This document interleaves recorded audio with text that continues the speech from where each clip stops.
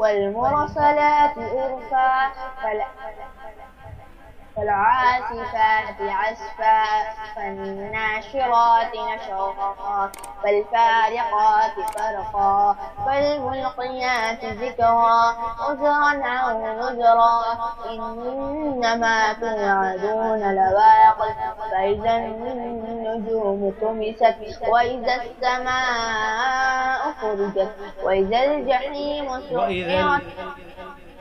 وإذا الجبال نسفت وإذا الرسل أقتت لأي يوم أجلت ليوم الفصل وما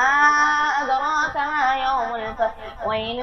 يومئذ للمكذبين ألم نهلك الأولين ثم نتبعهم الآخرين كذلك نفعل بالمجرمين ويل يومئذ للمكذبين ألم نخلقكم من ماء مهين فجعلناه في قرار مكين إلى قدر معلوم فقدرنا فنعم القادرون ويل يومئذ للمكذبين وإذ يوم المكذبين ألم نجعل الأرض كفاتا أحياء وأمواتا وجعلنا فيها رواسي شامخات وأسقيناكم ماء فراتا ويل يومئذ للمكذبين انطلقوا إلى ما كنتم به تكذبون انطلقوا إلى ذل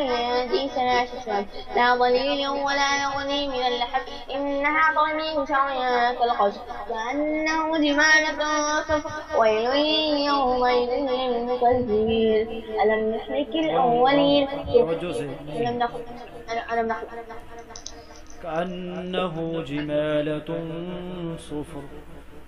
كأنهم جمالة صفر ويل يومئذ للمكذبين ألم نهلك الأولين ألم ننطلق هذا يوم لا ينطقون هذا يوم لا ينطقون ولا يحزن لكم فيعتذرون ويل يومئذ للمكذبين وإذا قيل هذا दो मरतबा आया है ना यहाँ पर। अब दूसरी हाजा पढ़े هذا يوم الفصل هذا يوم الفصل معناه الأولين فإن كان لهم كيد فكيدون ويل يومئذ للمكذبين إن المتقين في ظلال وعيون وفواكه مما يشتهون كلوا واشربوا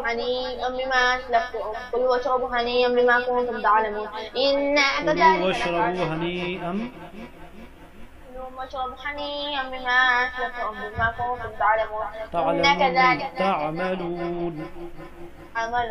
إن كذلك نجزي المحسنين ويل يومئذ للمكذبين ألم نخلقكم من ماء ألم نخلقكم तो पढ़ दिया आपने ना। وإذا قيل لهم كلوا وتمتعوا जी كلوا وتمتعوا قليلا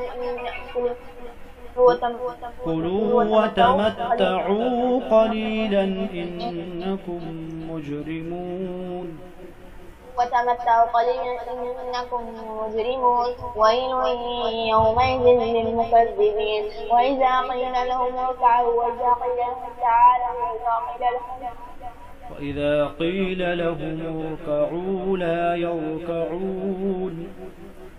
وإذا قيل لهم اركعوا لا يركعون ويل يومئذ للمكذبين فبأي حديث بعده يؤمنون صدق الله العظيم.